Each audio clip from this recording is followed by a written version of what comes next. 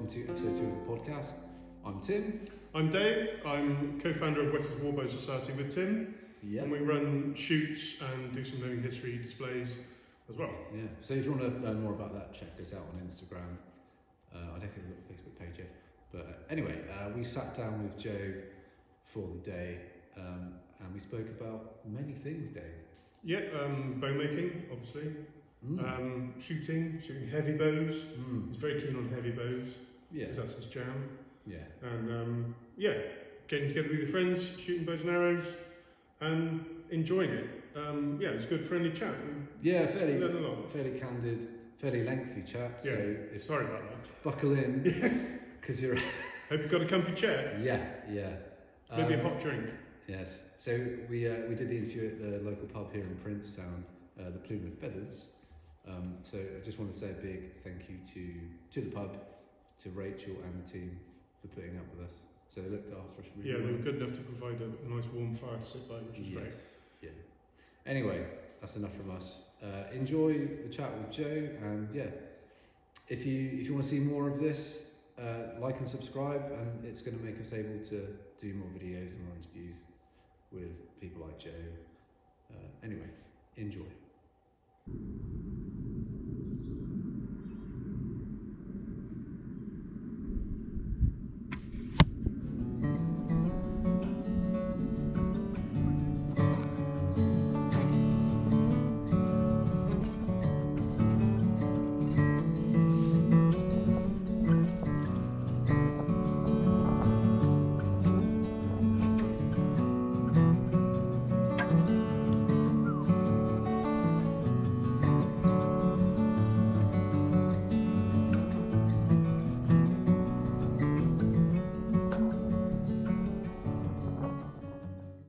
Well, Joe, thanks for coming down today. That's okay. And we're joined by Dave as well. Hi, Dave. Hi, Joe. Hi, Tim. Hello. Hi. Have you had fun so far? I have to, yeah. Yeah, thanks for coming down. I guess we'll kick it off with maybe you could take us back to young Joe and maybe what brought you to where you are today with your bows and whatnot. Yeah, okay. So, as long as I can remember, I always made bows from the hedge, like cutting hazel, putting a string on it and just going out across the fields and just messing around really. Yeah. So, I've always made bows if you went back to that really. But, that's like young, 8, 9, 10, whatever, messing around in the fields with just hazel or ash, Like we all did. Messed around. And then sort of picked it up properly. Me and my dad started when I think it was like about 12 or something. He had an old recurve bow. Yeah. And it just went from there really. So we sort of got that one going, I think he had it when he was younger, so it was pretty old, Yeah. And we shot in the garden with that, and then didn't really have much money, so an archery kit back then, like it is now, bloody expensive, So we sort of got into bow making with my dad, and my dad made my first couple of bows really. So he made it was a solid maple, like Victorian style longbow, and that was sporting bow. Yeah, that sort of thing. That was I've still got it actually, £56, I think at 28, but I was only young, so 28 was still back here, Yeah. I don't know how old it was. It was like say 12 or something, not particularly All right, old. in thinking your dad makes firearms anyway or something? Yeah, he's a along those gunsmith. lines? Yeah, he's a gunsmith. But you never took up the gunsmithing? No, I did a bit of stuff with him, but Yeah. never sort of took that up as such. But you were more... Not sure why, but... Pre-gunpowder was more your thing? Yeah, I guess so. Yeah. I did a bit with him, of working on that sort of thing, but Yeah. Was that just trial and error bow making at the time, or Yeah, just there's learning not as you much went? out there. Back, this was 20-something years ago. There was nothing about heavy bows back then. Nothing. No. So yeah, my dad made the first couple of bows. Yeah. And then I think I made my first bow when I was about 13 or 14. So that was a hickory backed, I still got that, hickory backed lemonwood bow. Yeah. £70 at 28. Oh, right. Made that was fun. Yeah. Done that one. and then that was it. Then I loved it, making proper bows, and that's just how I got into heavy archery. Really, was literally from that point onwards. Yeah. This was like something really cool. I That's loved where it. the fun lives. Went to a BLBS shoot at Badminton in Bath there, and saw, there was only a very small amount of people shooting, even 100-pounders back then, and saw these big arrows flying through the air. Yeah. Even more, loved it even more. And then that was it, me and my dad took us ages to make even a 100-pound bow, because there was no information at all. It was So it's all experimentation and seeing what worked and what didn't. Everything basically. So so we made our first 100-pound bow. Still got that. That was a hickory back and rosewood, I think it was. Hickory back and rosewood. Nice. A bow. Nice contrast. Still got that. Yeah. And that took a while to work up to. Again, I was, still pretty young. So, why the traditional side? Do you think? What drew you? Because you get to make your own stuff. I guess Yeah. always made stuff. Yeah. That's all I can remember is making things. Yeah. So. Do you never got tempted by Olympic recurves or compound bows? No. It looks boring, to be honest. Yeah. I think for me, the idea of shooting at a gold, every time we go to archery practice would quickly get pretty dull. But what really was always stuck in my mind is just seeing the big arrows just going up and never stopping, just until they go out of sight. Yeah. I think that's one of the things that sort of drew me in early days. Is once you've loosed an arrow up into the air, and some of your inner schoolboy comes out and you're like, that's magnificent. I want to see that. I want to do that again and again and again. And the power of these heavy bows is just being able to shoot a heavy bow and control that much power. It's awesome, visceral. I think is the word. We're shooting on the moor today in the mist, and we were watching you shoot your flat bow, and you just hear the string, twang. Yeah. And it just echoes. And the thud of it in the target. Yeah. It's it definitely sort of has an appeal. It definitely does. Yeah. So slowly working up. So I got to I was 16. I was making tri-laminates. I still got that one as well. My first tri-laminate longbow. Yeah. And that was hickory, Goncalo Alves, and lemonwood. Yeah. And that was 100. I think that was 116 or 120 in that sort of ballpark. That was when I was 16. That was a good bow actually. That one, shooting that one, and then it just went from there really. So making heavier and heavier bows, and then. And these are all medieval tiller. Yeah, sort all of bows, bend through the handle jobs. Yeah. Like I say, there still wasn't really any information out there. No. When you did get some information, it was a very small amount and not really useful. And how many other people were sort of shoots you were going to who were shooting that kind of poundage? Hardly any. Yeah. So you've got no one to cross-reference Not stuff really. with? I would go to shoot and meet maybe one other person who shot a heavy bow, and that was it. Is this locally, or are you driving around? I wasn't driving this point, so I was really young. I didn't know if your dad might have been. No, so you, we did go to a couple of shoots, but a lot of them were maybe NFAS shoots, so there was no one there shooting heavy bows. Yeah. Or you go to BLBS shoot, and them. I don't know if you've heard the stand arrow competition. So that was a really big thing back then, and it was really good, And you might have got half a dozen people shooting that, and they, there might have been one person who was shooting a bow over 130 pounds. Yeah. And the other 5 or 4 were shooting 90 or 100 pound bows. So it was, the group of people shooting was really small. And then, got up to 17 shooting 160, 170 pound bows. Yeah. And then, and then from that onwards, really. So I've shot since in my 20s upwards, I've shot really heavy bows So I'd for imagine a long you time. probably quite quickly made a name for yourself, potentially. Yeah. I took some young kid turning up shooting heavier bows than the adults. Exactly, yeah.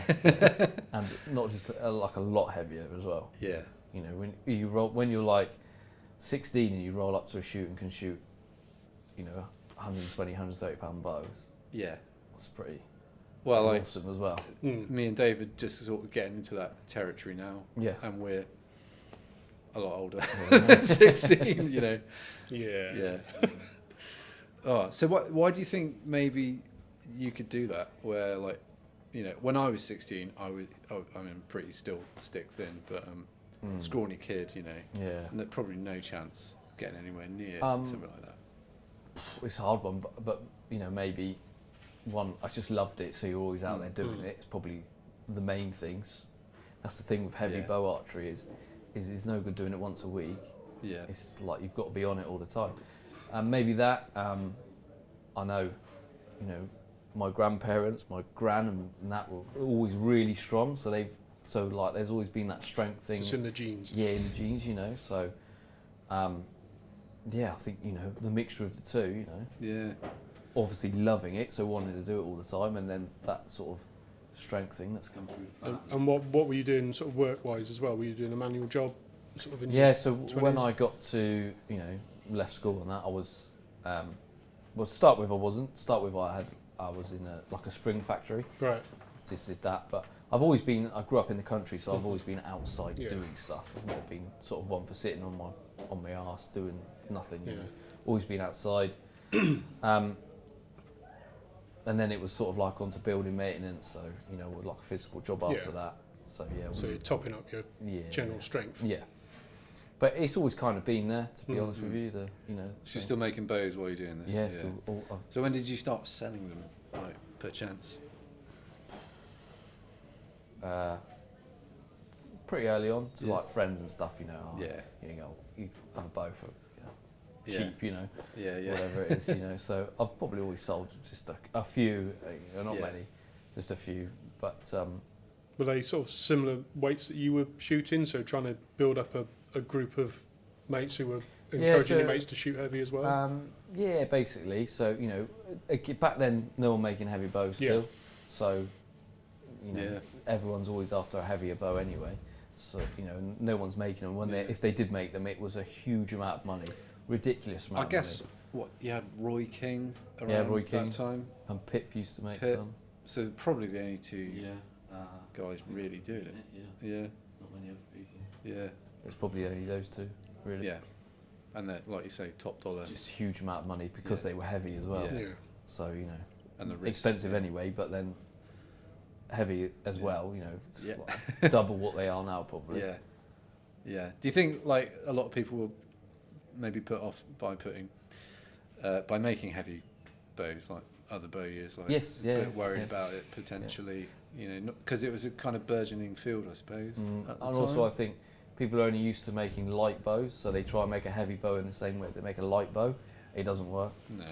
So you know, you've got to come from a heavy bow background. So all my stuff, I've only ever made heavy bows, so that's what I know. So then when I come to make a light bow, it's easy. Yeah. You know, I think, now this is why everyone makes them, because they are so easy. Yeah. You know, you try and string up a £180 bow that's never been strung before. No. Yeah. Well, yeah, we were just talking about that when we were having a coffee just now. And it's a challenge, isn't it? Yeah, you know, you've got to be physically strong to be able to do that. It's not, you're not going to do that when you're in your 60s. Amount of bravery. Yeah, I was going to say, it's not undangerous. It's not an easy day at the office when you're making something that heavy. No, it's not. Yeah, no, definitely not. It's a bit stressful, for sure. I mean, you're a lot more used to it than I am, but I still remember, you know, making my first like 100 or something. And there's a lot of uncertainty and how am I going to get the string on it? You know, because if you're making like a 78 plus inch bow, sometimes it's quite far away, you know, when you're by yourself trying to get the string on. So I wouldn't mind picking your brains a bit about bow making a bit more. Maybe how do you feel like your bows have changed over the years? Like how you approach them, how you profile them, even. Or so, I'd say my bows are always evolving. They're always get. I don't think you can ever come to a point where your bows don't get any better. I think just generally your bows. If you come to a point where your bows can't get any better, I think you've sort of lost your way a bit. I think they always need to be improving all the time. Whether that's, you know, on a tiny little bit or a huge amount, you know, they just need to be improving all the time. And for profiling, I do a lot of my stuff not because they were done on the Merry Rose, it's done on Mary Rose, so I must do it like that. Not at all. No. But I've tried both ways, and it is a better way of doing it. You know, you can see the benefits of doing bows. Yeah. With that sort of section and in that way, you know, even so I can look at a section of a bow and understand why they've done that, whereas some people might look at it and go, well, they might miss it, if you see what I mean, miss why they've rounded that part and not that part. Might be a good point to talk about, actually. Like, I suppose one of the differences between like a Victorian bow and a medieval style bow is the back is a lot more rounded generally. But why is it that is done? So what you're talking about is the very like 90-degree angle on the back side of the bow, where you can see like the belly wood coming through if you're looking down. So if you're looking at the front of the bow, you can see almost halfway through the bow. So with a big sectioned bow, if you take that front corner off, there's a few things there. You're dropping limb weight, but not dropping draw weight for a start. So you can drop the actual physical weight of the bow, but not the draw weight of the bow, and it's a hell of a lot more comfy in the hand. They're the two main reasons really why you bring the back in, and it. People might be scared to do that because they think, oh, there's only a little bit of sapwood down the front. But if you've got a nice piece of view or a good piece of view, that won't bother it at all. So like you's really good, isn't it? Because a lot of woods, like a mean wood bow, you generally have to be really careful with the back and follow a growth ring generally. But you don't with you. You don't with you for some reason. You know. It's the sapwood on you is amazing stuff. You can be quite you know, you can really take your I can't think of the word. You take the mick. You can take the mick quite heavily. Covers a multitude of sins. Yes, it does. Because I'll tiller a bow, and like the back can be pretty messy, and there's like little tears and things, and you don't have to worry about it going at all, do you? No, you really don't. Yeah, it's crazy. Because in some like bow books and stuff, it says you must sand down every tiny in case there's a lift. You don't have to do that. But like, if it's a good piece of you, you don't have to do that at all. Yeah, the only other sort of self bow I make is Osage, and you do have to follow a ring and be really careful with that. Yeah, you do have to do that. Yeah. Oh, that's interesting. Well, I picked up one of your bows. It was probably last year at some point, and it was quite. I'd never seen it before, but there was like a ridge on the side that you left hard. Yeah. So, what sort of profile would you? So they call that. So if you look on the Mary Rose stuff, it's called slab sided. Yeah. So in the middle 8 inches of the bow basically is normal round section, and then off the handle it goes out to slab sided, which basically means you haven't rounded the belly completely in. You've sort of rounded the belly and then left those corners on there. The whole way down the limb. They generally are a slightly flatter section bow. They're not quite as deep as the other bows. Not sure what they did there. I guess they rounded the middle 8 inches just to make it more comfortable in the hand. But you know, I make a lot of laminate bows like that, and they are really good. So how much obviously you would take a huge amount of influence from the design of the bows on the Mary Rose. But when was the first time you went down there to look at the bows and handle them and really start? I think it was. I can remember actually because I've not long passed my driving test, so 17, something like that. So went down there, but I was lucky enough to sort of. I knew some people who could take me down there. So went down there and handled the bows.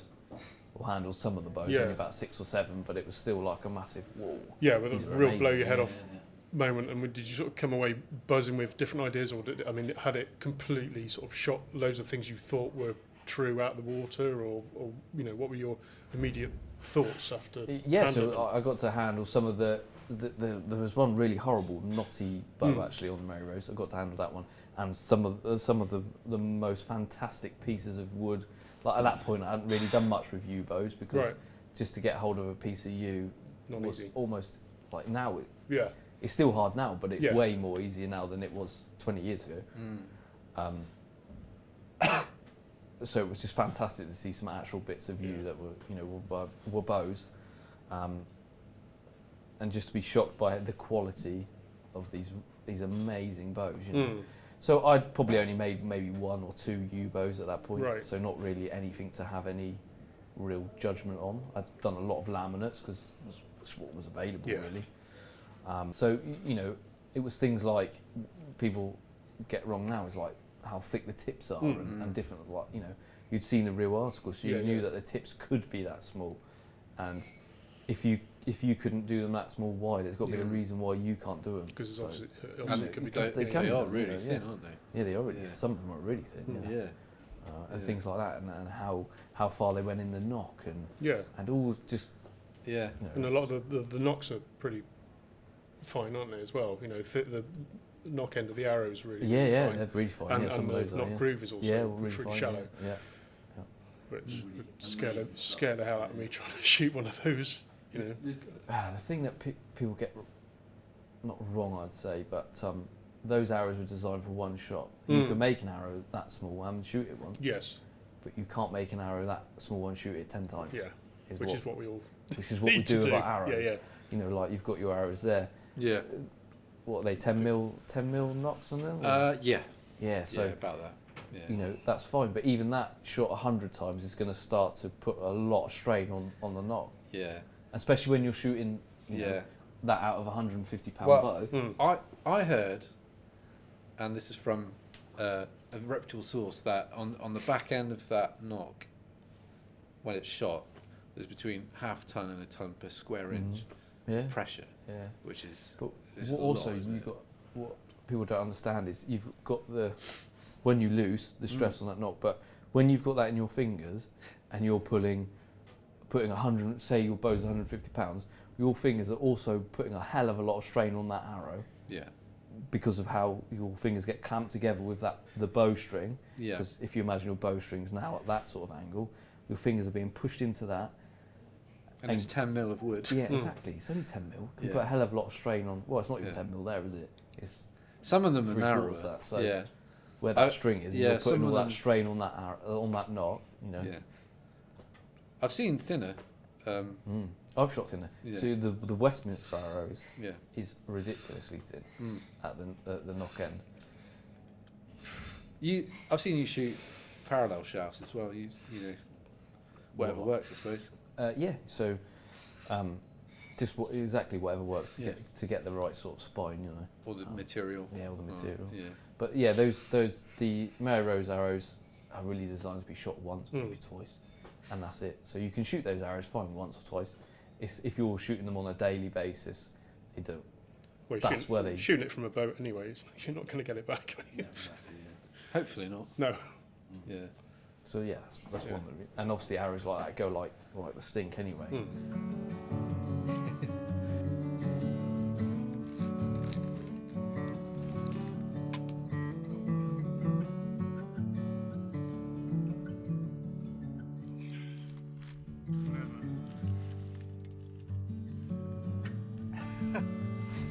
I was getting quite comfortable with this one towards the end of the season, but yeah, I tried to pull it this weekend.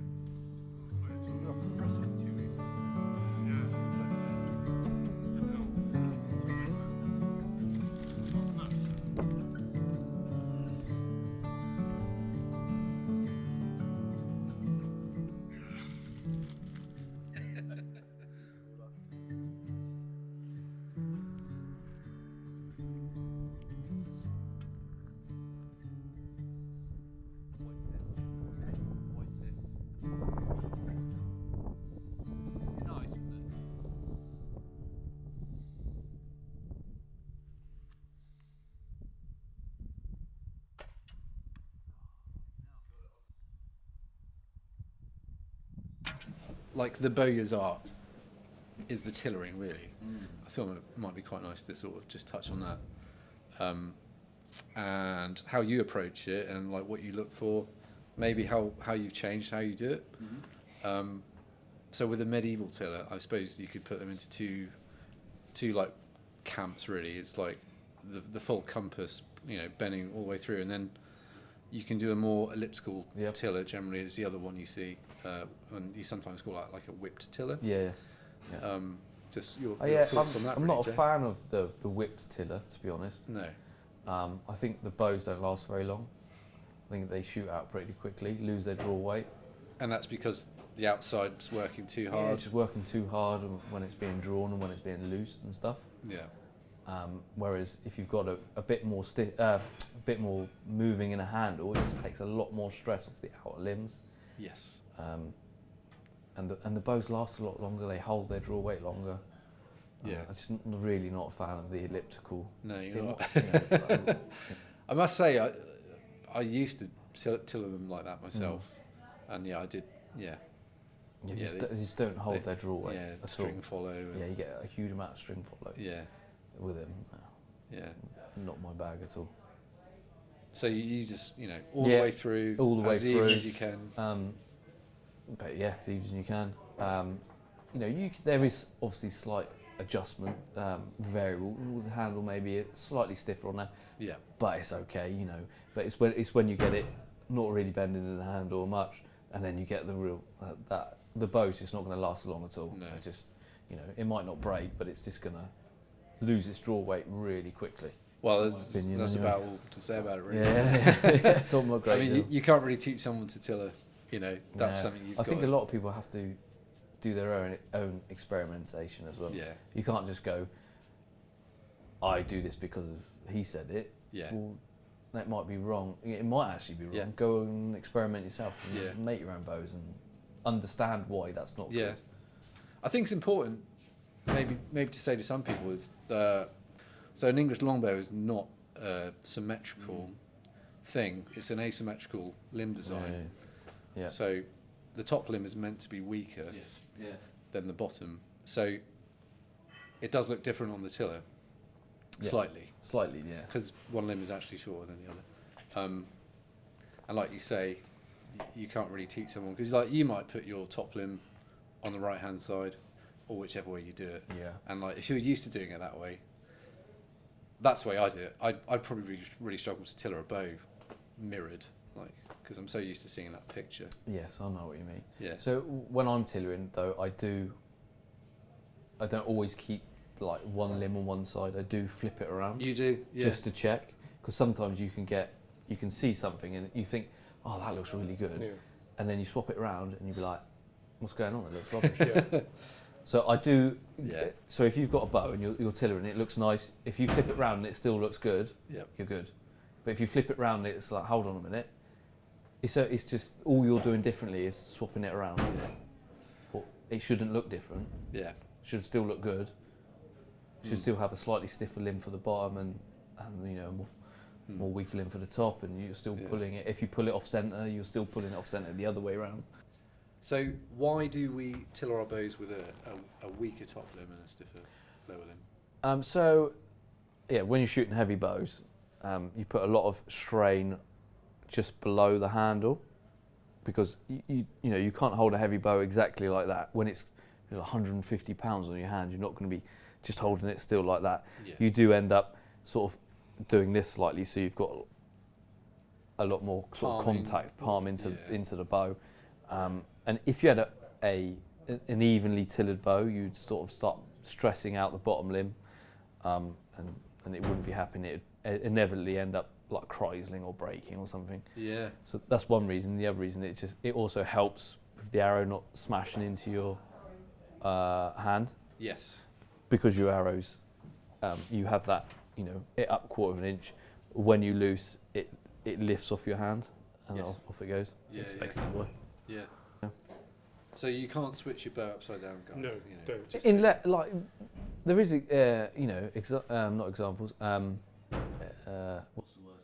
Don't know, love, what you're looking for. There's a place for that. There's a place for that. Yeah, that'll do. So if your bow has sometimes bows will come out of tiller, especially big ones. Yeah. Big bows, self-view bows can come out of tiller, and if your bottom limb is starting to be weaker than the top limb, flip it over, and that's fine.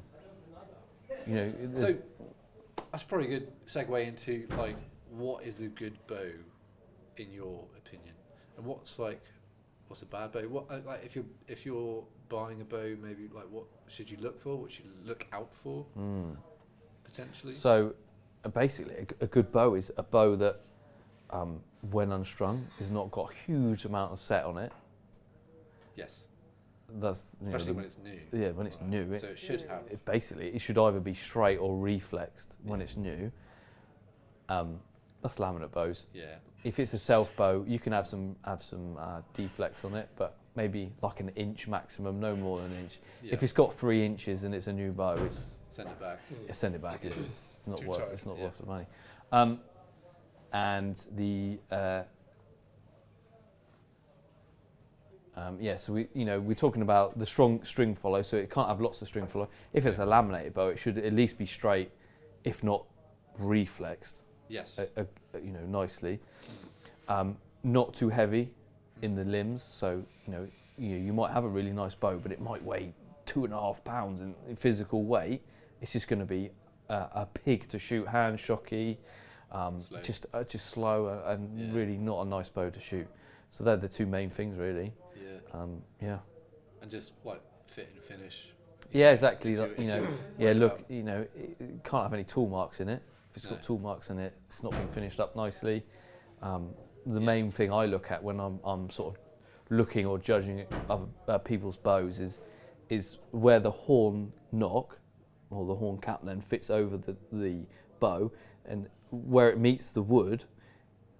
If that's not finished off nicely, you can see if there's file marks or however they finish it. If it's not a nice sort of nice flow into the bow, then that's the key one there. Yeah. That is one of the hardest things to get good at as well. Like for me, it has to be even all around. Because you see some people are like it might smooth in there nicely, but it looks like this all the way around. Yeah. They've just gone in there with a linisher and gone all the way around and sort of cheated, and it just, to me, that's I've seen rubbish. Seen yours, and it's not even like a speck of glue on the few I've seen. Sometimes you get a little bit of glue left over. Like it's hard to get rid of it all sometimes. But you have to spend a long time getting that really nice. It's a job, isn't it? Yeah, it really is. Yeah, but that's where a nice bow comes into it. If you've just paid 1,300, 1,500 quid for a self-view bow, it's got to be the best bow possible, isn't it? Highly polished, polished horn knocks, not oiled horn knocks. That's cheating. They've got to be polished. Just polished, and that's it. And then where they go over the meet the wood, it's got to be nicely finished. No tool marks. How do you like to finish your long bows? I use true oil. Yeah, sort of like 6 or 7 coats of true oil. Yeah. It makes it, I really love that stuff. It's good, isn't it? When you get a good build up. And then for the flat bows and recurves and stuff, the fiberglass stuff, I use a 2-part epoxy finisher of a spray gun. Epoxy finish? Yeah. Right. So like a 2-part is that like acrylic finish, like a car? Yeah. Style So it's what you put on a car. Yeah. Exactly the same stuff. So it's really a matte finish, durable. really durable. 100% waterproof. It gives you a really nice finish, because it's hard to finish the ones with fiberglass on with like an oil finish. It doesn't really. It's just, you saw my attempt. it's just like doesn't work. So they get sprayed up. Yeah. You use a matte finish now. That's a matte finish. Yeah. I did for a while use a shiny finish, or like a gloss finish, but it marked too easily. The matte finish is really durable. Really durable. I mean, that's a nice kind of segue into when did you start doing the flat bows? Because now that's a big part of your production is the heavy flat bows. Yeah, it's 90% of what I do now. Yeah. Is that. So a friend of mine, Chris Hood, he had bought a heavy-ish flat bow from the States. I think it was £100 at 32, and I think he paid a lot of money for it. And I was just like, well, I could make that. Yeah. Oh, I couldn't. But at that point. Yeah. So and it went from there. So I brought some glass, made some jigs, made my first flat bow. It was terrible. The jigs were rubbish, and that was a hell of a long time ago. 10, 11, 12, 13, maybe even 15 years ago. Like a hell of a long time ago. Long time ago. And you know, for years I was making these because I just went straight into make heavy fiberglass bows, only ever of making long bows. So I was having to learn completely different manufacturing process. Yeah, completely different bows, you know. Yeah. So a bit like long bows, I've only ever made heavy fiberglass bows. So and they really show up what's wrong. Well, I mean, the stress is it's unbelievable. As we learned today, you shot my attempt at a heavy flat bow, and it doth flailed.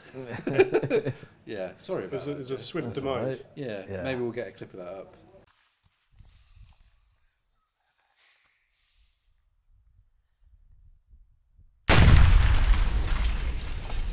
Yeah. If you're feeling brave enough. No, it's not easy, and like you were saying, you know, you probably the same process I used for a lighter bow, they would have been fine. Yes, exactly, it's the weight, you know, 120-pound bow.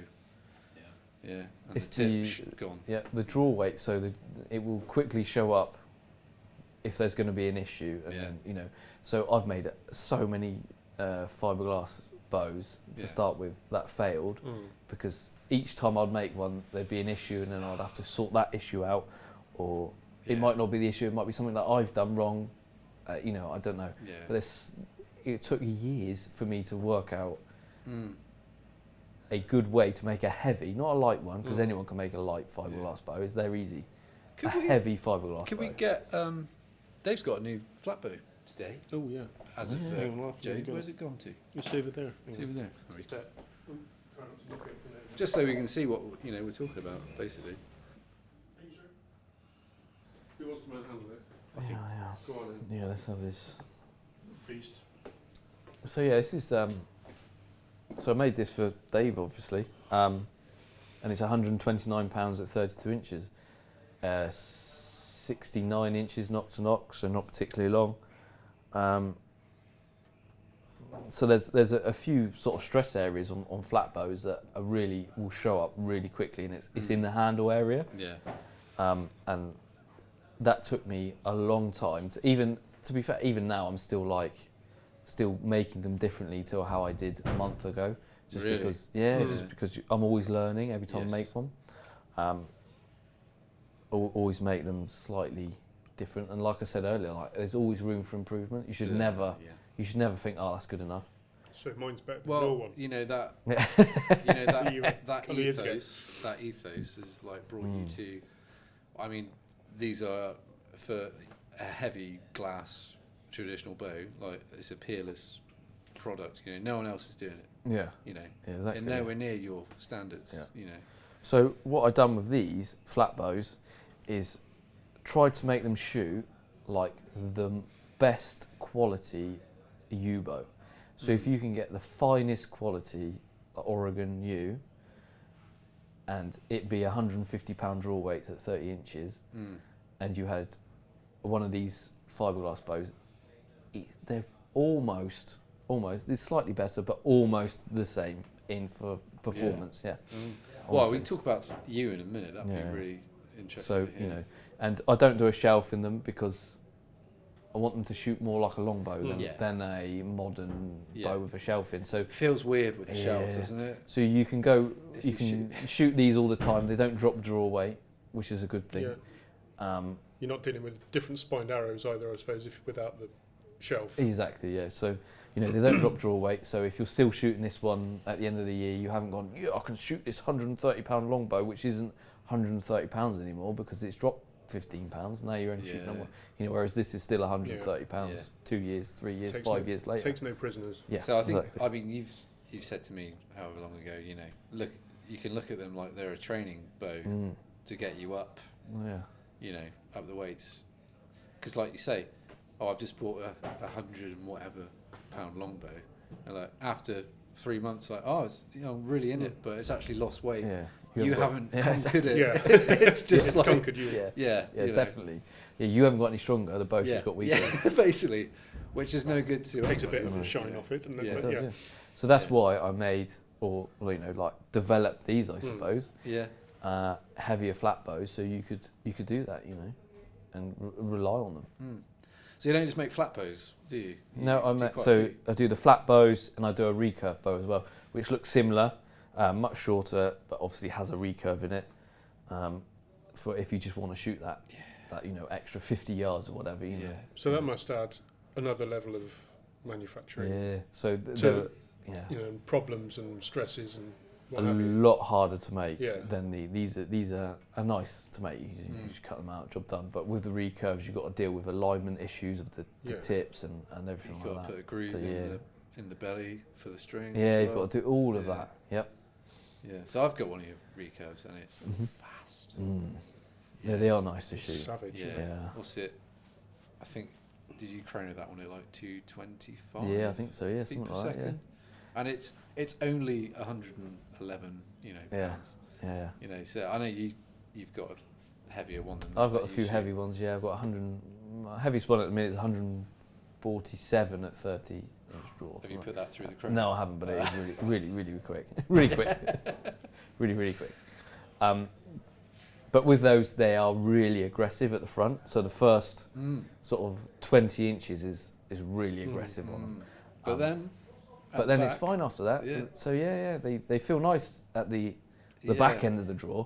The front end is really difficult. So is the action of the recurve, because it's heavy at the front, it's accelerating more when it's getting basically to the brace height, essentially. Let's call it that. So is that what's going on to give it the speed? So you get with a longbow and a flat bow, the acceleration starts to slow down, but with the recurve, it the percentage of how it slows down is less, so it's still really aggressive at the front, still giving that arrow a real good kick up the arse.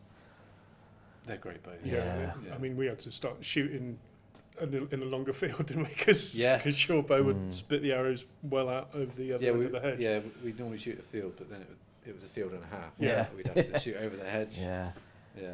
So we didn't shoot into the road. Yeah, different animal altogether. Yeah, they are really quick, those recurves. Yeah. Really quick. Have you got any more designs in the?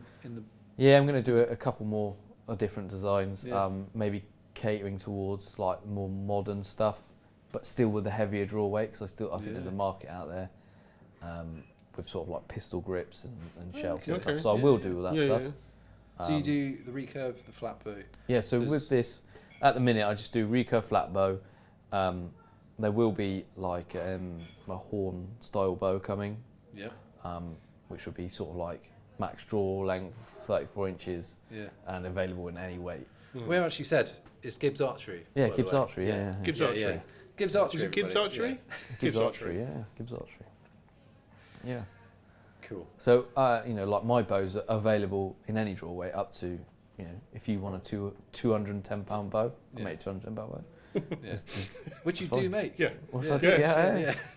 Yeah. We can get to the 200-pound bow in a minute, actually. Yeah. I just want to probably round up the bow making section with like your approach with like tools and stuff. Okay. A bit more practical topic of discussion, but like, do you like using bandsaws for a lot of it, or are you more like a hand tool guy, or for self bows? Yeah, I suppose just long bows. Yeah, I'll just if I've got a big stave, I'll bandsaw out a smaller stave and work from that. Yeah. Because why would you sweat? If you can't. Why would you have a 5-inch stave or 4-inch stave and be axing it down for an hour and a half when you can just mark out your smaller stave and bandsaw out? But then I'll go over to hand tools and just plane it down. Because normally I work with pretty good Pacific U, which is lovely to plane. So you can just spend 10 minutes on a limb, and you've got one limb. Yeah. The side dimension's done. And then I'll go over to the draw knife the belly down, spoke shave, scraper or file, and then that's where the skill comes in, though, isn't it? Like getting it ready for tillering. Yeah. Like making sure it's not too thick, too thin. So you almost you don't have to tiller it almost, right? Yeah. So it's on there, and you're like, oh yeah, that's pretty good, that one, and you're away then, and you've just got minuscule little tweaks to do instead of like, oh, that just bends in the handle. I've got loads to take off everywhere. It's funny, isn't it? You never quite know sometimes. Yeah. Depends on the stave, I suppose. But I think we were talking about earlier about your kind of experience and being able to sort of set a bow on the tiller and know roughly what you're dealing with poundage wise, just from how it feels, rather than having to set the scales on it and go, oh, it is that. Yeah, so a lot of people will tiller with their scales on the string, you know, even when they're just working the bow. To me, that's crazy. You know, don't need to do that. One, you're wearing your scales out. So even if you've got to check it, okay, at 20 inches it's £100. That's where it should be. All right, fine. Take them off. Just put it on without the scales and tiller it. Anyway, so I can, because I have like a pulley system, so it's half the weight. But I can work. I know with the tension on that rope roughly what weight it is without actually having to weigh it. So I can be like, this one is about 120. That's what I'm aiming for. That's good. Let's go with that. And then get it down to full draw. You know, you're going to be five pounds either way, but you can either shorten the bow a little bit or just scrape some weight off of it. It's all good. Last question on the bow making side for the minute. What's your day to day like when you're making bows? And would you recommend it to someone who's like thinking of doing it as a profession? Because it's got, you know, it's not potentially quite as rose tinted sometimes as people might suppose. I know a lot of people, you know, find out I make bows and it must be, you know. Yeah, no, it is good. And of course it is good. Yeah, it's fun, but it's like a job as well, and all that comes with it, you know. And you work for yourself, and there's nobody else like myself, and you have to do everything. Yep. You know, there's a lot to do. From orders to right at the end shipping it out. That's it. So it's a great job. I love doing it. Yeah. I love making the bows. Absolutely love making the bows. You know, each one's like its own little project. So you know, from start to finish, especially with the flat bow. Well, not only with all the bows, you can like, I'm going to put that lamination in there today just to try it out. Or if I make that lamination 3 millimeters less, but add some more of the other wood, how much of a difference is that going to make to the bow? You know, you can all, you know, you can really, really get. If you just make the same thing all the time, you're never going to learn. You know, it's what people don't realise. If you can tweak little bits, which make a huge improvement on the bow. Yeah. Or you can just make the same crap you made 60 years ago. Yeah. And you know, you slowly die inside. Yeah, exactly. So you know. So you always like trying new woods out? Always.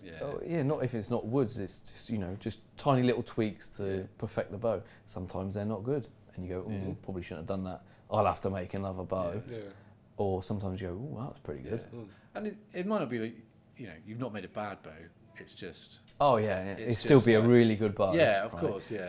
You know, I'll tiller up a laminate bow for, you know, a customer, and it will be, you know, it will only have half an inch of reflex instead of 1.5 inches of reflex. I'm like, but that's what the wood gave you. But if someone had given you that 10, 11 years ago, you'd be like, wow, it's got 1.5 inches, you know, a half inch of reflex. Yeah. Like, the standards are so much higher now than they were even 5 years ago. It's insane. I mean, some people are reflexing their bows like incredibly. Like a lot. Too much actually. Yeah. You can over reflex your bows and then it wrecks them. Yeah. Takes the wood past its stress point. Yeah, I suppose it's adding more stress to what is going to be a stress item anyway. Uncomfortable to shoot. There's only so much you can reflex it, and then the rest is in how you treat that bow over the tiller. I think I do like 2 inches, maybe. Yeah, I'm about 2 inches. Yeah. If you're kind to it on the tiller, then it will keep most of that. But if you're not kind to it, you can end up with deflex. Yeah. Are you kind to yours on the tiller? Mostly. I mean, as you know, some you put up like 3 times, some it's 15. Had one the other day that was on there just literally 3 or 4 times to get to full draw. Yeah. And it was perfect. I think you messaged me one morning and you'd like, I made a U-bow.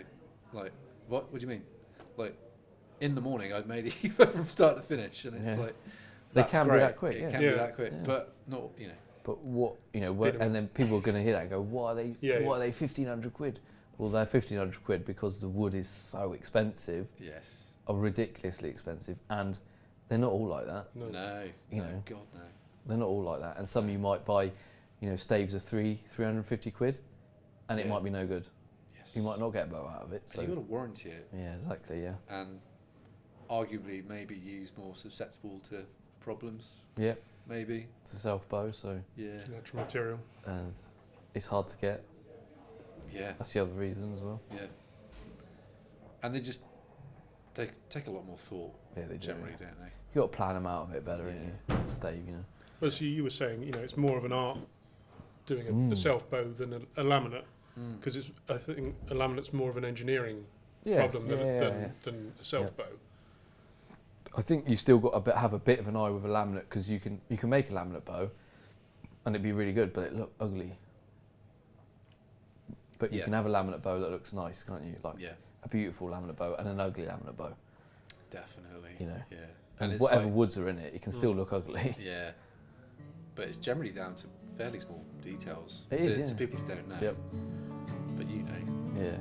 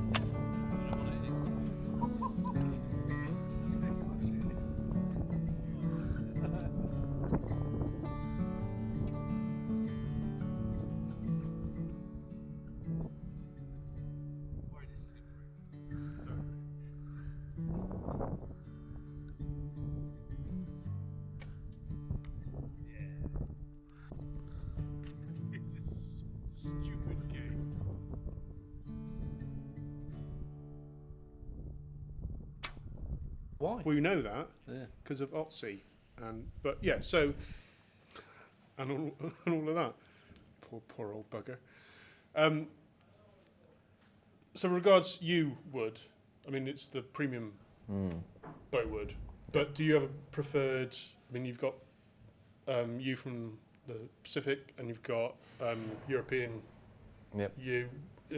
Is there a slight difference? So which one do you prefer? Or so I've worked. I just run through what I've worked with. Obviously English yew, Pacific yew, from Canada, and from Oregon, right, and Swiss yew, and Italian yew, and German yew, and my favourite out of all of those is Oregon yew, and then Canadian yew. Those two.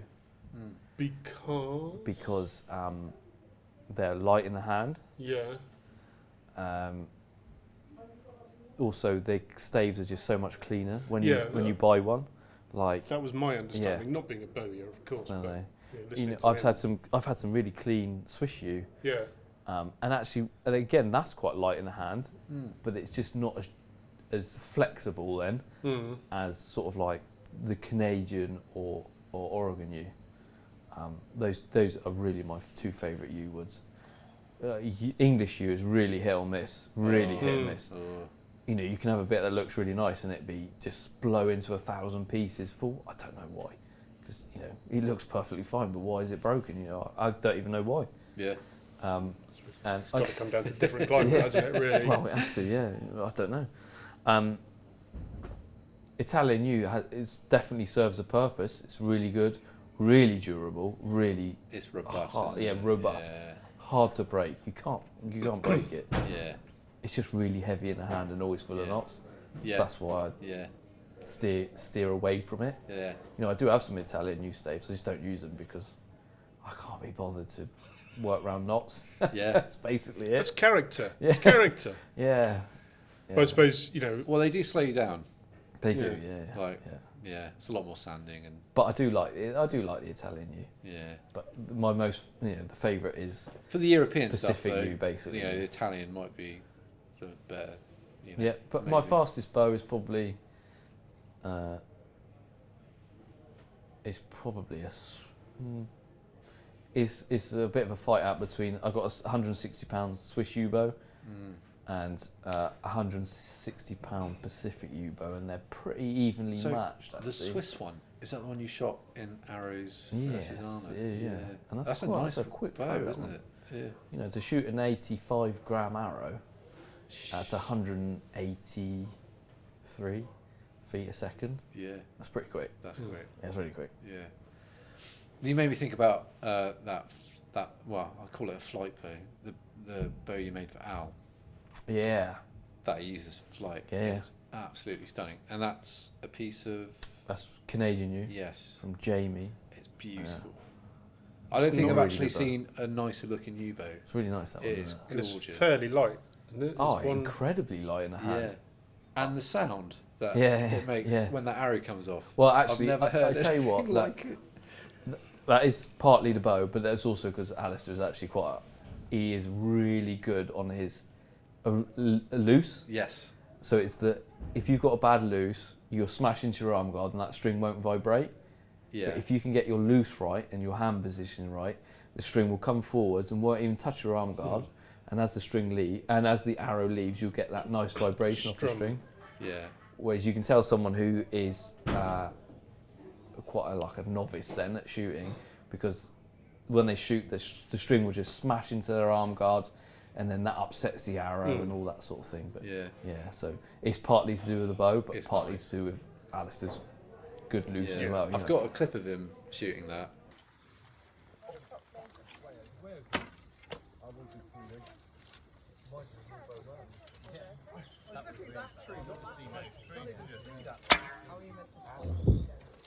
I've got some juice in it. But yeah, the colour of that harp. Oh yeah. Wow. I don't think I've ever seen. It is a nice bow. That one, real clean. There's not a knot in it. Yeah. That's from Canada. That one. Yeah. So yeah, real nice. And it shot further than anybody that Oh. day. I think it's And 100. It's 113 pounds at 30 it's not inches. particularly heavy, is it? It's not a heavy bow, But goes. and it shoots over 250 Yeah. yards. You know, Yeah. it's a hell of a bow. Yeah. You know, pound for pound, that's faster than 98% of the warbows out there. Yeah. Pound for pound, definitely. Top of the tree. Yeah. Yeah. It's really good. So could you make a flat bow as good as that for the weight? yeah, I can make flat Yeah. bows. Okay. Yeah. So what's your favourite bow to make then? Look, you know, U or flat bow or? Well, I'm quite lucky because I make like the different bows, so U-bows, laminate bows, the fiberglass bows. You know, if I start getting sick of making one sort of bow, I can make another one. But I would say definitely I do like making a U-bow from really nice, clean, you know, Pacific U. It is the favourite thing to do. Yeah. If you've got a clean stave, you can just, it doesn't even take that long. You can just, you know, plane it out, rough it out, and get it on the tiller. Yeah. Oh look, it's lovely. As I was saying lovely. earlier, it's got to be a much more personal kind of process because you're dealing with a Yeah. natural material Yeah. and you're bringing that bow out of that Yeah. stave. You know, there's no gluing up. It's just you find that bow Yeah. within that piece of wood. Yeah. So it's- And making the best performance bow possible out of that piece of wood. yeah. Because it's such a good piece of wood, anyone can make a bow out of it. Yeah. And an idiot can make a bow out of it. Yeah, but yeah. what you're doing is trying to make the best possible bow that piece of wood would make. Yeah. You know. So that's tillering it, you know, as best as you Yeah. can. Being really nice to the piece of wood. Yeah. Being nice to it. And not leaving it on the tiller overstressing it. tree for very long Yeah. if you can help And it. just, you know, Yeah. working it when it needs work Yeah. and not working it when it doesn't need work. Mm. And none of this trying to hit a draw weight stuff. Yeah. Yeah. Because if you're chasing a draw weight of a piece of yew, 9 times out of 10 it's not going to be a good bow. You got to treat it nice. Yeah, you got to treat it nice. Yeah. Mm. You Treat do. it nice. Gently.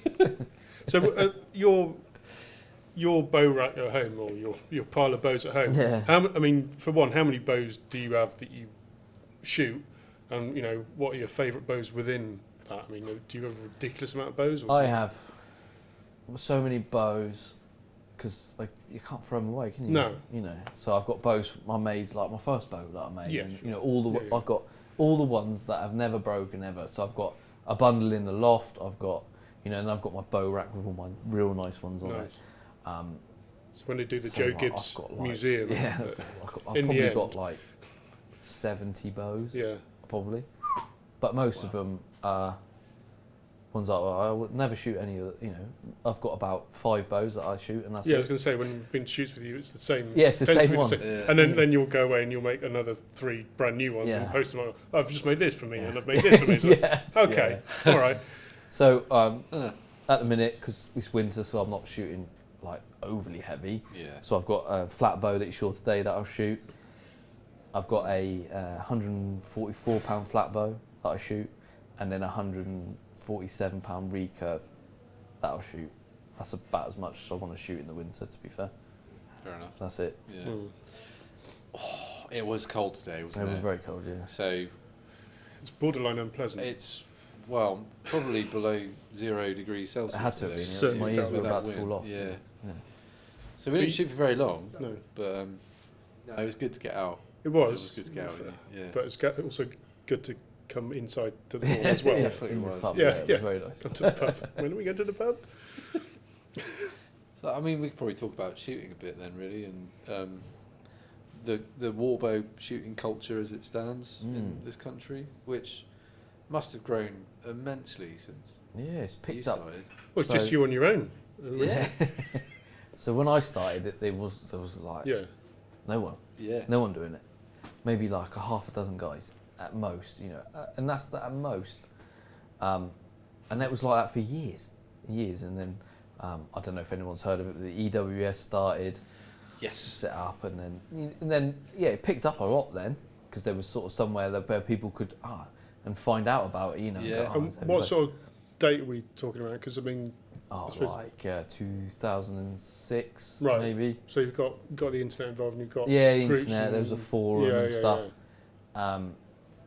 So yeah, that picked up, and then Yeah. inevitably there was too many chiefs, not enough Indians, and it went down, and then, it all got a bit political and all that. No one wants that. And now it's dead as a duck now. I isn't think it? so. Yeah, I don't know. I don't have anything to do with it, to be honest with you. I think it's sort of like it's died a death because it just went downhill.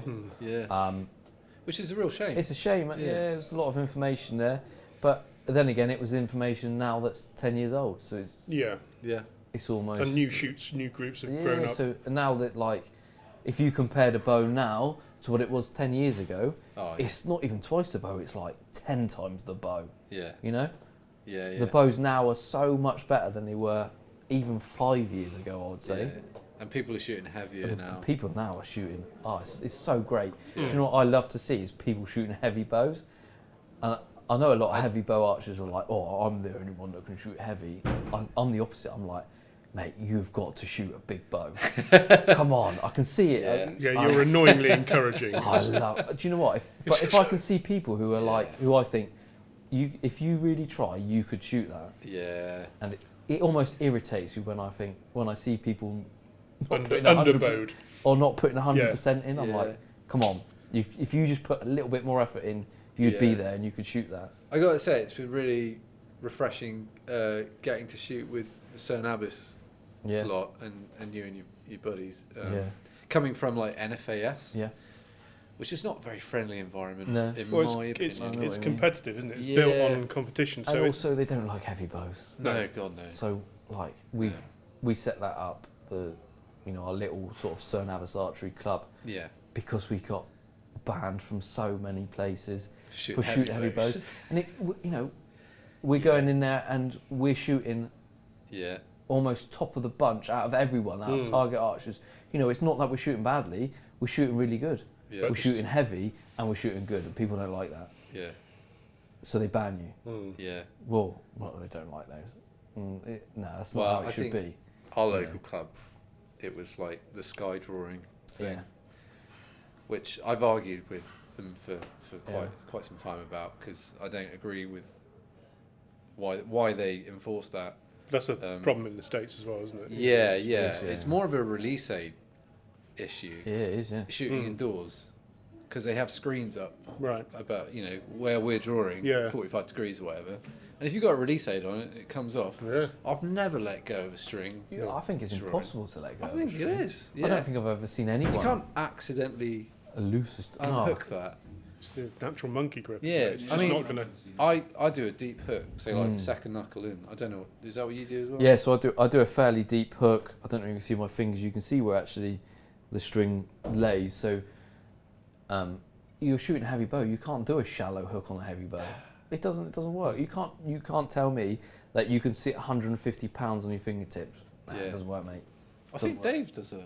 Mine's fairly pretty shallow actually. Wait a minute. You might have to change that. It may up, be one of many things I'm doing wrong. It's Could helped be, mate, me because it could be in your head why you can't, because you're worried about it coming off. You don't know. Yeah, I mean it's definitely not going anywhere, is it? And also, if you think about it, you're if you take a deeper grip, then it's not like you're staying at that grip. When you pull, your fingers will open up slightly anyway, so it ends up you're not taking such a deep grip. You've got like leverage as well involved there as well. Yeah. So like the deeper hook is definitely a good thing. Yeah, so quite a fairly deep grip. But if you see everyone who shoots heavy bows, that's where the wear pad is, if you know what I mean. Like shooting in the winter presents its own set of challenges. It's so difficult in the winter. Yeah. So someone potentially new to shooting heavy, like don't expect to go up the weight in the winter. If you can maintain what you gain in the summer through the winter, you're doing well. Really well. Yeah. Because, it's always dark, especially if you've got a family and stuff. It's always dark and, and it's cold. It's just like, Yeah. unless you've got somewhere warm indoors to shoot, Mentioning no which names. basically no one has, then, you're either going to go downhill or, if you're lucky, stay on a level playing field. I know I'm always weaker in the winter. Yeah. 100%. Well, likewise, mate, and you saw that today. Back end of summer is when you'll be at your strongest. Yeah. So if you want to hit your PB, it's back end of summer. I think like March is about the time where you go, okay, probably start working again. Really start getting enthused about working up. But it's difficult to keep those gains up. Yeah, it really is. And bands are really helpful for just keeping that strength, movement. The movement, and lubricating your joints and keeping injury at bay. But we were talking earlier. There's no substitute for actually getting out there and shooting a bow. Even pulling a bow is no substitute for shooting it. No, you see what I mean? Because that release and the shock that goes through your arms, settling into the shot before you shoot. Is a big one. Yeah, definitely. Yeah. So, are you like conscious of your back tension when you're settled? Is there like another? So you're drawing back, and then are you doing anything consciously there, for me, it's like it's stages. So the first one is coming into that draw and then locking into where you draw to. Whether you gauge that off here or your arrow length off the bow, and then you're coming down, and that's when you then get your sort of level aim, whatever, and then that's when you've settled in shot. Is where you draw down, you're settled in, and you could sort of hold that. You're locked into it. Then you could hold that for a hell of a long time, right? And then you loose. So it's like three different things. So draw, and then you've settled into the shot, and then you're aiming, and then you've loosed. I think I can't really think of anybody else who settles and stays there as long as you do. Like a lot of us will just let go as soon as we can, Somewhere in the region of where we think the arrow is. And then can I let go now? I don't know if you call it like snap shooting or that's just snap shooting doesn't really work with heavy bows. No, because you've got such a long. You have to really if you can really get back and lock into it, because you're locked into it, and then you can come down. You've aimed your shot, and then you can just let it go. Yeah, and I think you never suffered with target panic or anything. No, not really. But I know it's a thing that people get. They can get. I suffered with it before I got into like the heavier bows, like 40, 50 pound bows, whatever I was shooting, and it just ruined my day. Go to a shoot. Yeah. But I've luckily not had it with the warbow. Do you know what it is? Because now you're shooting with your mates, so you're not thinking about that. Yeah. You're just having a laugh and shooting. That's the best sort of shooting. It's if the you most can go enjoyable. with your mates. Yeah. and you know, you go to a warbow shoot and everyone's friendly as hell, and you're all having a laugh. The banter's there, and everyone's encouraging everyone else or taking the mick. And you can have a good, you can have a good laugh, right? It's not a I should say it's not a stressful thing. The only stressful thing is wondering how many arrows you're going to lose. And then after you've done one season of it, you're like, oh, bollocks, I'm just going to make some more arrows. I've got to the point now, I shoot, if I've lost now, I'm like, you don't even look for some of your arrows. Yeah. Because you know it's gone. Yeah. And if you're going to find it, someone else probably going to find it anyway, so they can hand it to me. It's so much fun though, going out to a warbow shoot. It's so much fun. I tell you what, I think now it's the best it's ever been for heavy bow community, as in like everyone just wants to go to a shoot and they just want to shoot heavy bows and have a laugh. And they're supportive. Yeah, and they're supportive. You know, there's no gatekeeping. It's all about sharing knowledge. Definitely. What little knowledge we have. No one gives a dot about what weight you're shooting. No. You know. Nah, no one cares. No one cares. You know, if there's someone there shooting £100 and that's the first time they shot a £100 bow, that's a hell of a good. Because I can remember the first time I shot a £100 bow, I was like, whoa, I've shot a £100 bow. Yeah. You know. Yeah. It's a real milestone, isn't it? It is. Yeah. And I love the fact that it's so encouraging. That and there's piss taking, which is great because you know Of course, But it's all it's all friendly and it's all to encourage you to be better. Yeah. And you're part of the group, you know. Nobody's left out. You're not sort of like shunned. Exactly. Yeah. No, I don't think so. And the other thing is like everyone let's have a go at your bow. Yeah. And I think that's the real big one because that helps everyone out. Absolutely. Go, look, this bow it's only £5 heavier than yours. Just have a go of it. Yeah. You think you probably can't pull it, but just have a go. Yeah. Actually, what I like to do is not tell people the weight. So, because I feel I'm a pretty good judge of what people can shoot when I see them shooting. So I'm like, okay, it's a bit of a trouble now because all the weights are written on the bows. But if you go, just have a go at this.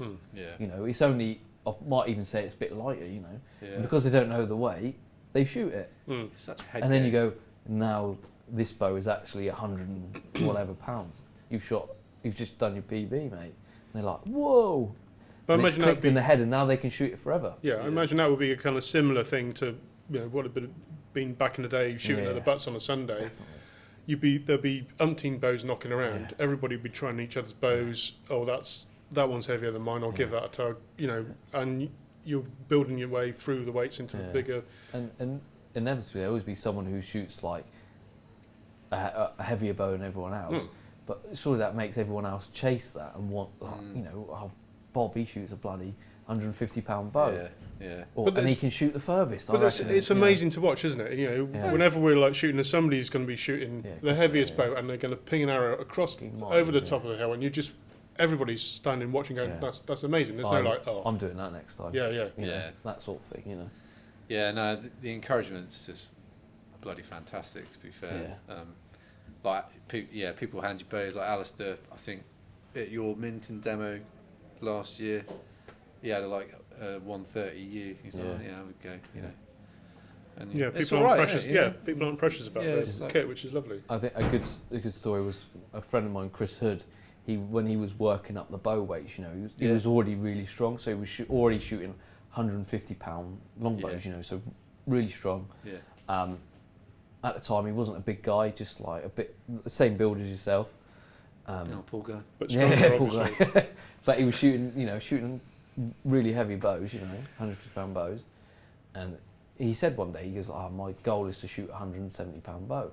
And I knew he could already do it. So I handed him a Southview bow that I knew was £170 and said to him, why don't you try this one before you try the big one that I'm going to let you have a go of in a minute once you've warmed up with this one. You're a sausage, aren't you? Yeah, but I was like, it is quite heavy at the front, so you're going to have to really try. And he's like, and he drew it up and shot it. I got it on video, actually. It's hilarious. I'd like to see that. He drew it up and shot it, and I was like, that's the 170. And he was like, what? I was like, that's the big one. And he was like, shut up. I was like, no. You have just shot your, 20 pounds heavier than you've ever shot. Yeah.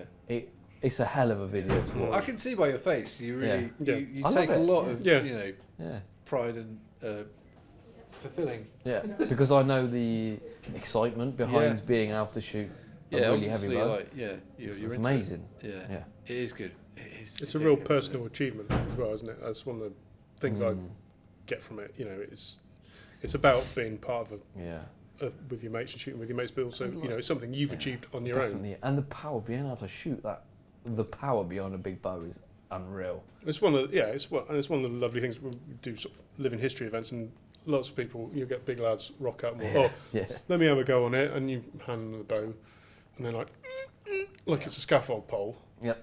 And say, well, you can't pull that, and then you show them, and they're like, all right, fair enough. Yeah. Okay. Yeah, it's awesome. Yeah, but you've put the work in. It doesn't happen like that. No, it definitely doesn't. takes years of just plugging away. I would say to get up to, if you're really dedicated, to get up to shooting like a £150 bow is a 5 to 7 year journey. Easy, and you've got to be disciplined. And you've got to be on it as well. Yeah. There's no slacking in there.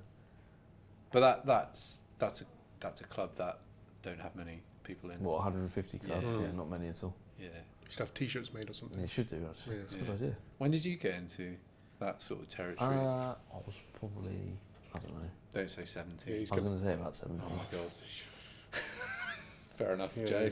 Yeah. But then I'd already been on it for, I a long time. Yeah. And I was younger, so your body Recovers. really recovers and Well, like, adapts Really to it. quick, yeah. Jimmy, Yeah. he's 20. He's in his 22, 23 Something now, like that, is yeah, he? yeah. And he's shooting heavy. You should, I think, And he's 140, rake I thin. think. There's Yeah, nothing of him. But he's really thin. Yeah, but he's got that, yeah. youthful recovery. But yeah, exactly. So he shot from a young age. Yeah. I would say about I know it's sort of like diverting a bit, but like the injury front is like I've noticed from ever since I started, when people get to 130 pounds, that's when they start getting injuries. So they can be fine up to 130 pounds, hit 130, bang, they get an injury. Yeah. Stick at Straight away. 130 then. Yeah. Well, I wouldn't say hit What- 130. What are we talking? Like elbow or Rotary rotator cuff, Mhm. so like tennis elbow or golfer's elbow, Yeah. rotator cuff, all the fingers. That's the main three. Fingers. Yeah, so Yeah. they get like a third finger tendon pull. Oh dear. So yeah, one of those three Yeah. is So- the main ones. With that in mind, do you do any kind of exercise or physiotherapy to try and mitigate that, or are you just broken? That's just broken Right. everywhere. No, I've pretty much over the years, I feel I've been doing it 20-something years, so shooting heavy bows for so long. You learn a lot through like not what to do or to do and what not to do. Like these days, spend a lot of time warming up. 15 years ago, I didn't warm up. Yeah. No one warmed up 15 years ago. They just tried to shoot their bows. Now, we used to go to a shoot, everyone warms up, right? Don't they? Yeah. Yeah, it'd be silly not to. Which is really cool. Yeah. You know? Like I started warming up, and then 2 years later, everyone's warming up. That But sort of thing. But it it really hurts. yeah. It hurts if you don't. That But now first I don't hour. know how I didn't warm up. Yeah. I don't know how I didn't warm up. But so without being super personal, how old are you now? I am 39, 40 in November. Ah, Yeah. so And been shooting over half my life. yeah. So I've had, my elbow, that went when I was pretty young, 16. Because you're often something like wearing a that. brace. Yeah, with on a it, brace. Always get a bit of issue with my elbow actually, but that was the one on the outside of your elbow, Yeah. right there. That went. That took a while to get ready. Better. Yeah. Well, I shot through that actually. I kept shooting, but it was painful. Shoulder. That's the one. Basically, what gets everyone Yeah. if you're not careful. Is that so? Are we talking like osteoacromiolae? The same affliction the No, I the don't- skeletons on the Mary Rose had. Is that the same sort of? I don't know if I would have Pathology? that or not. I would No. have to get a scan, but Yeah. it's Tip like- of the shoulder. Bow like arm, is it? rotator cuff. A lot of Rotator people cuff. get in their left Yeah. shoulder. Okay. That's the main one because you get that big rotation of your arm when you're shooting. To lock it into your shoulder. When it's a difficult muscle and tendon to exercise properly It to is, strengthen yeah. it up. I know you can do There's special, loads of different there's ones. guys all over TikTok telling you how to do it. Yeah, there is. Yeah, but I find as long as you warm up properly, then you should be okay. Yeah. Apparently press ups. I saw one guy on Okay. TikTok saying press ups are pretty good for your rotator. Did you have your shirt off? I don't remember. Probably. He was probably trying to sell me something. Yeah. Did you buy it? No. No? Never do. No. Oh, yeah. Never bought nothing off TikTok. Not never. Yeah. Warm up a lot. Yeah. Mm. But if you're getting into it, expect some pain for some gain. You know? It's gonna hurt. Yeah. You know, if you're, you know, maybe if you're not shooting a £100 bow, but if you're shooting, you know, a really heavy bow, like £130 plus, I don't think you can shoot without having some sort of, ooh, that hurts a little bit. Or, you know, it's not just going to be a like walk in the park. It's going to be, you know, you've got 10 stone on that string. You're putting a lot of pressure through your body. Yeah. A lot of stress and strain, and there's going to be repercussions to that. Well, everyone I know who shoots like over £130, they shoot with some sort of niggle or you know, or they have to shoot slightly different because they've got a bit of a dodgy arm, a bit of an injury there, or you know, which tells a story, doesn't it? Yeah, exactly. Like the whole way round. Yeah. No one missed, luckily. Yeah, it's mental. It's hilarious.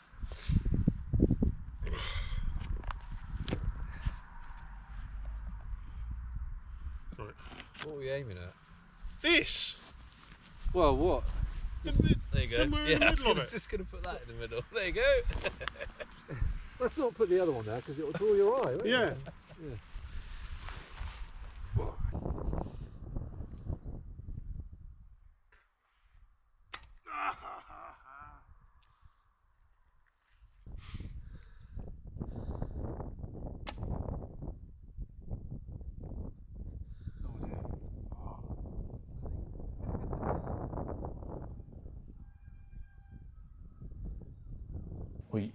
And if you look at the skeletons on the Mary Rose, you know, you can see the force that's put into the body from shooting because it's there on their skeletons. So Well, it shows you a lot, doesn't it? I was saying to you yesterday, wasn't I, about I've been getting some pain in the bow arm, shoulder tip. I'm left-handed, so it's on my right side.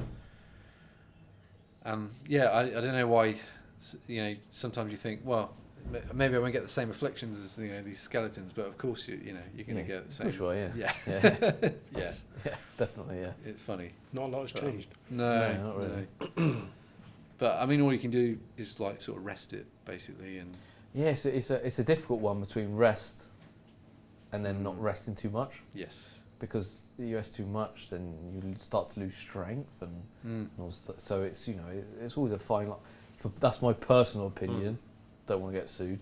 So yeah, we're not giving medical advice. Yeah, we're not giving medical advice. So what works for you? So what works for me is basically listen to your body. So if you feel like you're pushing really hard and something is going to go, it's probably going to go.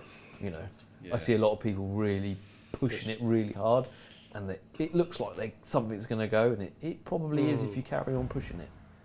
Yeah. I mean, it's one of those things. You get lots of people, desperate to kind of get into the scene and desperate to shoot heavy really, really quickly. Yeah. And I've lost count of the amount of times you read on, various internet posts, and it's just like, I just bought my first bow. It's £120. You're like, okay, that's gonna hurt. You're gonna break yourself. Get customers coming to us, we both ordering massive bows. Yeah, and it's their first bow, It's like or their first bow sometimes. Passing your driving test and stepping into a Lamborghini straight away, isn't it? It's like they're not going to be able to control it. If you can bench 220, £150 bows, that'd be fine. But it's nothing like it. It's nothing like it. I can't bench press much. Like you might have if you can bench £200, like your shoulders are strong enough. Yeah. So they've got the things, but it's all the other little muscles that are involved with drawing that aren't going to even be anywhere near used to it. So it's an asymmetrical. Yeah, it's very strange. Thing. Yeah, it's really strange. Yeah, it's weird. So it might be a good segue to go into you have shot over £200. Yeah. Bow weight. £214. That's your. Yeah, that's my maximum I have shot. So it's the unofficial world record, basically. Yeah, basically, yeah. So how does that feel? Still hurts. Heavy. Yeah. Yeah. Was it? I can't imagine that sort of compression. So I'm real a huge amount of just unbelievable force on You feel like everything. you're going to fold in. Feels like you're being run over by a truck, you know. Really? Yeah, it's a hell of a lot of Yeah. compressive force, you know, across your shoulders, through your arm and everything. Yeah, unbelievable. Because people can do a 214-pound bench press, fine. You know, but it's not just pushing. You're pushing with that arm and you're pulling with that arm. So in the middle, all this.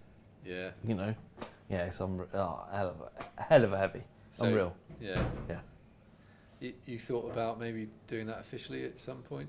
Yeah, I better get on with it if I was going to do it. Yeah. Yeah. So you do have some records anyway at the moment, don't Yeah, I have some like distance records, but none Yeah. of them are like world records, to be honest with you. No? But I have like, shot the furthest type of arrow, like Standard military type of arrow. livery, And, yeah. so like, it's all basically from the EWS days. So like livery arrow, which is a 63-gram arrow with 7-inch fletches on. Shot that 314 yards, I think, with a 170-pound self-U bow. Crumbs. A standard arrow, which is a 52-gram arrow, at 306 yards. Yeah. And there's a few others in there as well. So yeah, and they haven't been matched since. I think it'd take a lot to beat that. I'm not saying it's not beatable, but it'd take a lot to beat it. Mm. Yeah. I just can't imagine No. shooting 300 yards, Yeah. let alone. Yeah. It has, to shoot. You could shoot 300 yards with a 130-pound longbow. To shoot 300 yards, it just has to be a good one. Yeah. It should be a really good longbow, And, a and good you release. and your technique has to be Spot on. spot on. Yeah. So when you're doing like flight, do you hold the bow at full draw less time? So I do a funny thing that's called, what's it called? It's called it's been called a rolling loose. Now, not I've seen many you do people this do it, on the Tinter Yeah. and a lot of people take the piss, which is fine. Take the piss at me, I don't care. But it adds, if you get it right, and it's really difficult to get right, really difficult. But if you get it right, you can add like 15 yards to your shot. But Really? it has to be done right. It's a beautifully fluid Yeah. movement. But if you do it When you wrong, do it's it. like minus 30 yards. It It's looks really. Really hard to do. It's really actually. hard to do, yeah. Yeah. Yeah. Because I know what it's like just trying to hold a bow back stable, let alone like rolling your hips. But And you also has to be a bow that you can shoot really easily. Yeah. It can't be like on Super- your limit, Yeah. nowhere Yeah. near it. It has to be a Because you're, you know. I suppose your body's going through a lot of different movements, and you need to be get it, comfortable with that. So like, so what's the sort of the idea behind it? well, it's a difficult one because it's hard to say what makes that good. Whether that be the whole movement just ends up in you having a really clean loose, or whether that movement ends up in you having a really clean loose and adds a tiny bit of momentum to that arrow, or there's lots of different factors, and it's really hard to say why it works. But it works. I can't say why it works really well, but it works really well if you do it right. And I don't know who else. There's no one else who does it. But I've done I it can't for. think of anybody. I've done it for 20-something years, so I don't even have to practice it anymore. It's just in natural thing, And I've always done it, and I've tested it. So I've shot the same bow, same arrows, with a rolling loose and without a rolling loose, and it does improve. Definitely. It makes a hell of a difference to it. Wow. Yeah, Well, we're all learning, aren't we? Yeah. Yeah. Well, And there's I know clips of you I've doing seen that online. people try and do the same thing, not copy it because I don't care who does it, but try and do it, and it's nowhere near it. I think I might have tried it once, so and long. it did not go well. It takes so many years to get it right. But then you've been shooting for so many years, and it's. I mean, it almost feels weird asking you to kind of break down your shooting process because so much of it must be, second nature that You don't you're even not know you're actually doing thinking it, about it. Yeah, definitely. Yeah. I was going to go onto this bit after we were talking about the 200-pound bow, because as you have said numerous times to me, like the heavier the bow gets, your draw length is affected because of the compression. So like the subject of draw length, a lot of guys, 32 inch, and it is nearly always a 32 inch draw they're after. Yeah. And like you get talking to them, and that's probably not what they need actually. No. There's not many people that I know that if I'm not talking about £100 bows, I'm talking like insult some people, but proper warbows. I count a proper warbow as £130 plus. Yeah. Because that's what you need to shoot a decent weight arrow at a decent speed to do some damage. Yeah. Or to shoot a long way. Yeah. So like minimum really being like 120 to 130 is like minimum. And then at that draw weight, you're going to start to find that your body starts compressing up, which then shortens your draw length. Not because you've done this, because you've done this, right? The hunching. Your body's just crumpling like a tin can. So then you think, oh shit, I'm only drawing 20. Let's just say your draw length's 30 inches normally. You shoot a £130 bow. Now it's 29. So you go, all right, I'll order a £130 at 29. But that's a different animal to a bow that's tillered, So like if you've got a bow that's tillered to 32 and it's a £130 bow, compared to a bow that's tillered to 30 and it's 100 and the same weight, they are two different animals. Yeah. Completely different bows. Yeah. Yeah. Like not even in the same league. And now that doesn't take apart from people who've got 32 inch draw length. But Dave does it. But you really should be shooting a 32 inch arrow. Yeah, because you're 6'3" and got a massive wingspan. Orangutan, So we've got like a few mates that we like. So Robin. Robin and Phil. So Phil's 6'8". It's not 32. No. It's like he is definitely the. He's built different. Yeah, he's built different, and that breaks the rules, right? That's the only guy I know who can break the rules and still shoot. So what is his draw fucking length, miles. Joe? He can shoot 36, no problem. Yeah, yeah. And I've known him shoot 38 inches, and that's And just like there. It's not back here. No. It's like there. Yeah. His 34 is like there. Yeah. It's unreal. And he's like, "Can you make me another bow that's 150 at 34 inches?" I'm like, "Oh, Jesus." But Christ. that's got to test your knowledge and bow making Yeah. skills to the nth. If It you does. can make a bow for Phil and it survives, Yeah. You're onto a winner. Yeah, so he's got a few of my bows. The recurve is 66 inches knock to knock, and he pulls that inside out, and it's still fine. It's unreal. And he will shoot miles as well, doesn't he? Yeah. Yeah. And he's really accurate, Yeah. which is really Very annoying. good archer. He is good. Yeah. Yeah. He's And really then good. like Robin, so he's 6'4", so he's slightly taller than you. Yeah. He shoots 32 inches. So he used to shoot more than that. He used to shoot more than that, but now he shoots Yeah. £150 bow Yeah. now. So Yeah. So there's a bit of a downside to going over 32.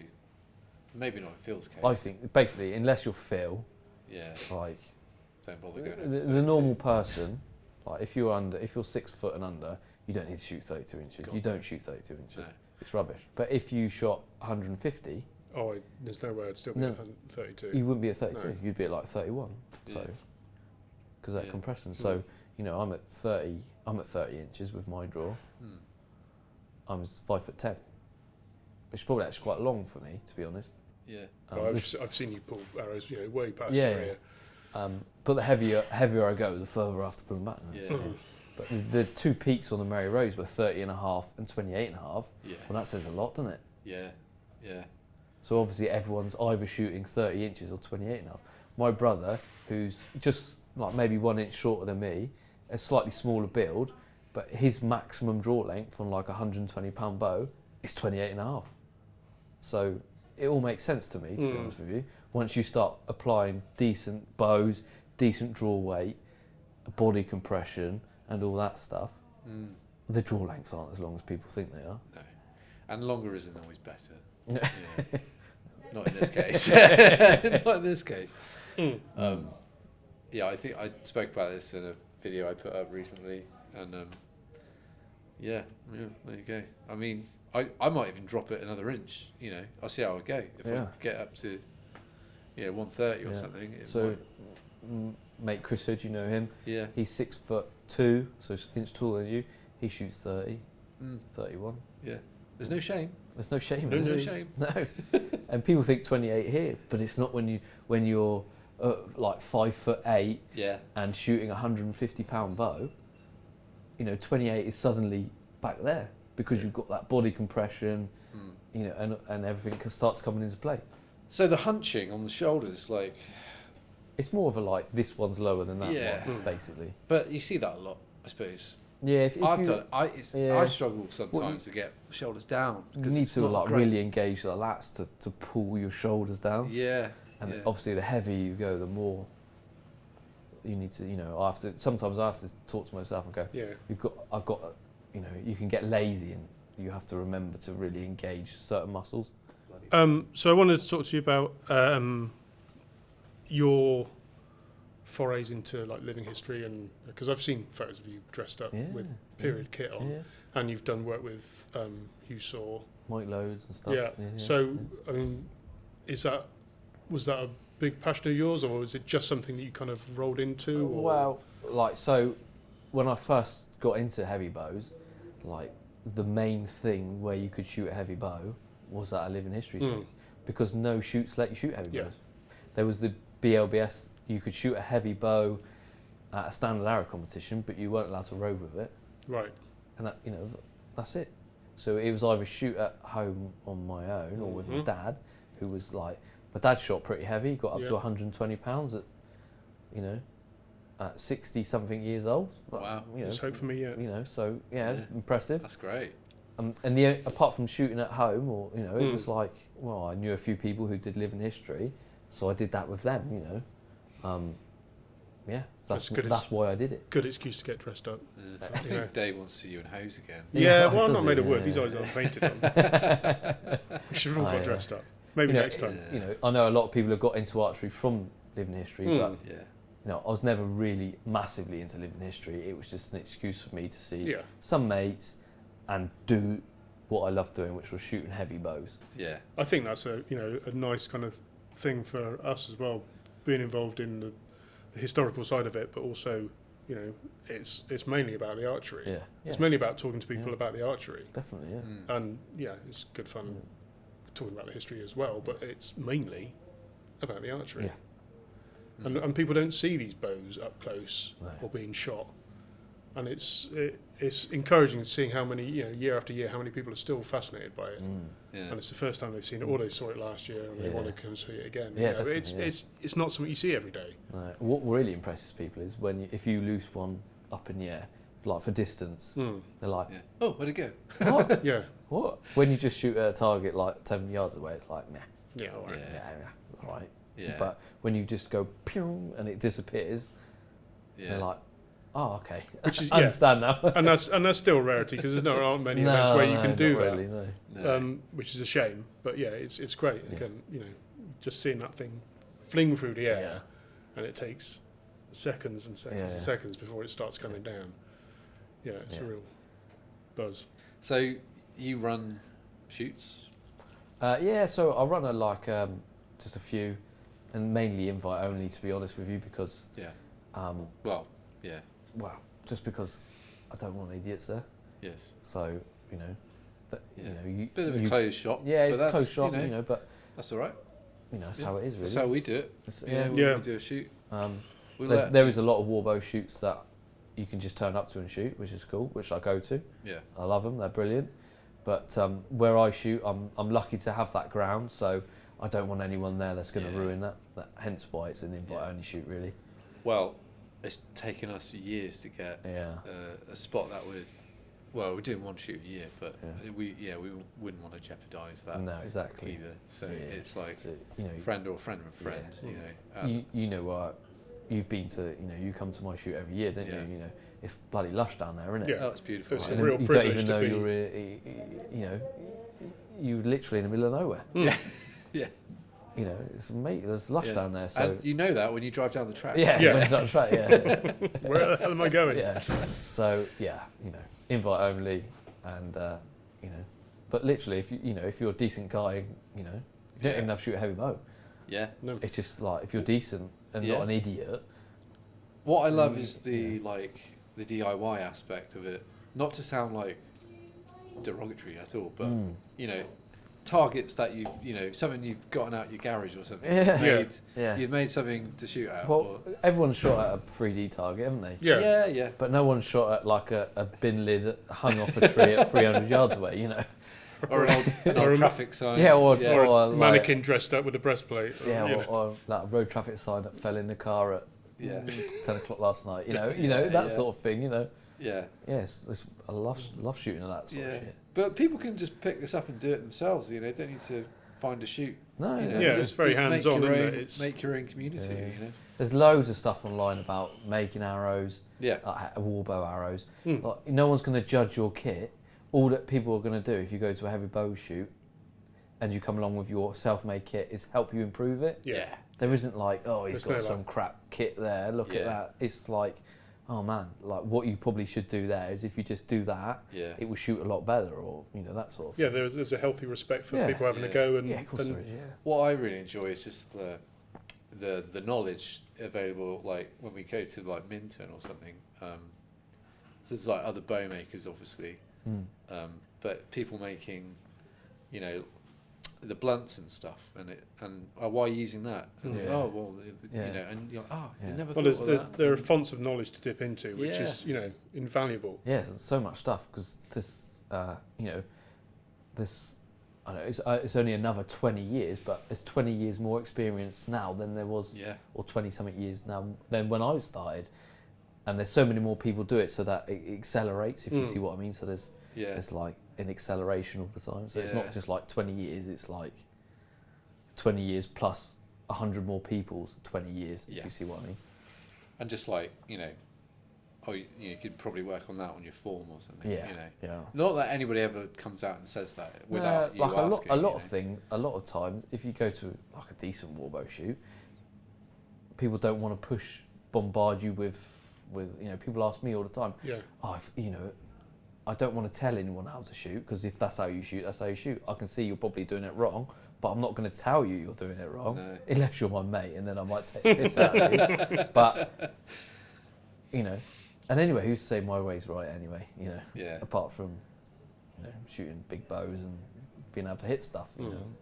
Well, I think most people would be a fool to not listen to your advice. But I don't like pushing my advice on people. Yeah. Come and ask me and I'll tell you, but I'm not going to.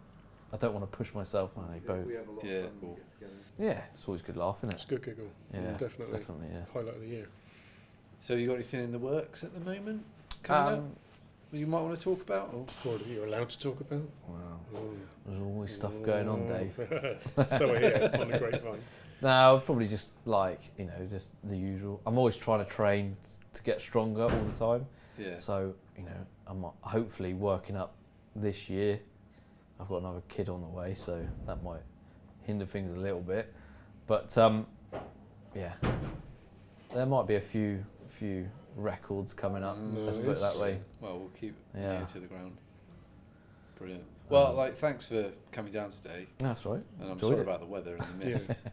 We'll do one in the summer as well, maybe. Yeah. When it's a warm. bit less chilly. Yeah. We might get the big bows out. Might get a chance tomorrow morning again. Who knows? Yeah. But, cool. Yeah. Well, thank you very much. No, thank you guys. All right. Yeah, we'll see you again at a shoot very soon. Hopefully, look forward to it. Bring your hose. Bring my hose and you. All right, it's a deal. I won't mind if you wear yours. All right. Fancy dress shoot coming up. Yeah. I probably wouldn't fit in mine anymore, to be fair. You know. Well, you could try. Yeah. And if they split, oh no. That's true. Oh no. Show a bit of leg. Cheers, Jay. Take care. All right. Thanks, guys. Cheers.